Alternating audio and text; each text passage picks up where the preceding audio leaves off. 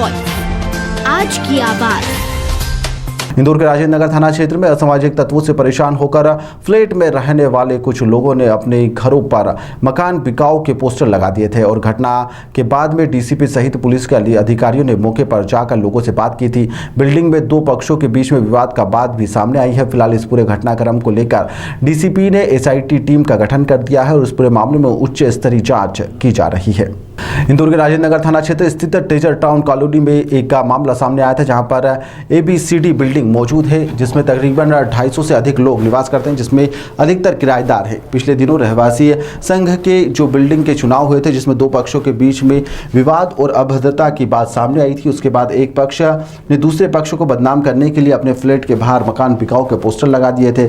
जब यह पूरा मामला सामने आया तो पुलिस के वरिष्ठ अधिकारी भी मौके पर पहुंचे और प्रारंभिक तौर पर जिन लोगों ने अपने घरों पर पोस्टर लगाए थे, उनका कहना है कि क्षेत्र में असामाजिक तत्वों के द्वारा महिलाओं के साथ छेड़छाड़ करने के साथ ही नशा तस्करी सक्रिय रूप से की जा रही है। क्षेत्रीय पुलिस इस पूरे मामले में कार्रवाई नहीं कर रही है। वहीं पर पुलिस ने वरिष्ठ अधिकारियों ने जब इस पूरे मामले में जांच पड़ताल करना शुरू करी तो वहीं एक पक्ष यह भी सामने आया कि इस पूरे मामले में आपसी विवाद भी है। वहीं पर जिस व्यक्ति प्रशांत पांडे के द्वारा इस तरह से कानून को बदनाम किया जा रहा है, उसने सोसाइटी में जो पिछले दिनों चुनाव हुए थे उसको लेकर वहां पर दुर्भाग्यपूर्ण इस तरह की हरकत को अंजाम दिया था। साथ ही सोसाइटी में विभिन्न तरह की मूलभूत सुविधाएं भी मौजूद नहीं है, जिसमें पानी और सीसीटीवी कैमरे भी मौजूद लगे हुए थे। साथ ही बिल्डर ने भी कॉलोनी में किसी भी तरह की कोई विकास कार्य नहीं करवाए। इसके बाद इस पूरे मामले में पुलिस ने मोर्चा संभालते हुए बिल्डिंग को नोटिस जारी कर दिया है। बिल्डिंग में सीसीटीवी कैमरे भी लगाए गए हैं।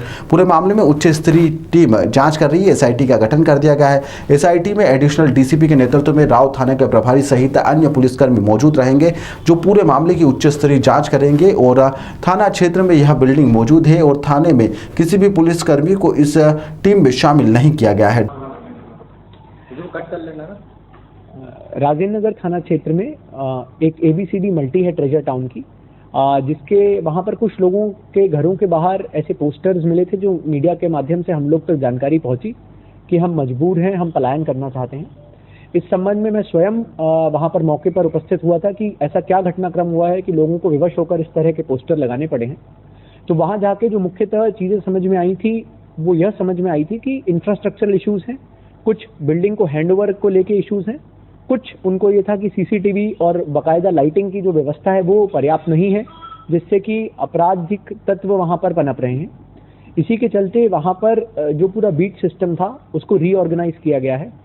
सभी लोगों का, एक एक आदमी का, चाहे वहां छोटा बच्चा हो, बच्चे से लेकर ऊपर तक का कोई बड़ा बुजुर्ग हो, सभी का चरित्र सत्यापन कराया जा रहा है। जिसके ऊपर आपराधिक कृत्य या आपराधिक रिकॉर्ड मिल रहा है उन सभी का बॉन्ड ओवर होगा। इस पर उसमें एक कल कुछ वीडियो सोशल मीडिया और न्यूज के माध्यम से पुनः सामने आए हैं कि कुछ दूसरे पक्ष जो मल्टी के ही दूसरे रहवासी हैं उनके द्वारा बताया गया है कि ऐसी कोई घटना नहीं है। और क्योंकि रहवासी संघ का चुनाव हुआ है कुछ महीने पहले, तो उसमें जो दोनों पक्षों का विवाद था और जो पक्ष शायद उस चुनाव में उतना बेहतर नहीं कर पाया, उनको बदनाम करने के हिसाब से ये पोस्टर्स और वो लगाए गए हैं। तो अब क्योंकि दोनों पक्ष आमने सामने आए हैं, तो अभी मैंने दोनों पक्षों से बात करके उनसे यही गुजारिश की है, विनती की है कि आप सार्वजनिक रूप से इस तरह की कोई चीजें ना करें जिससे वहां की शांति व्यवस्था बिगड़े।